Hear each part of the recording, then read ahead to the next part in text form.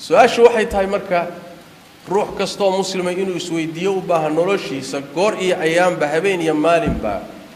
maxaa inoo diyaarsan oon ilaahay loo hortagayna rabbigeen tabaaraka wa tacaala quraanku inoogu sheegay war mu'miniintii oo ilaahay ka baqa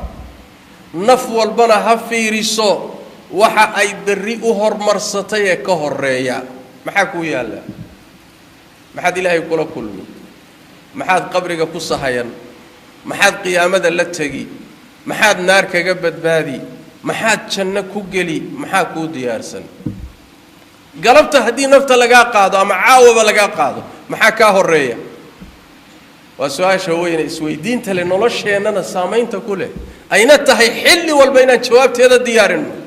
wala tamutunna illa wa antum muslimun marka dhimanayso waa inaad hoggaansan tahay oo rabbiga tabaaraka wa tacaala ku hoggaansan tahay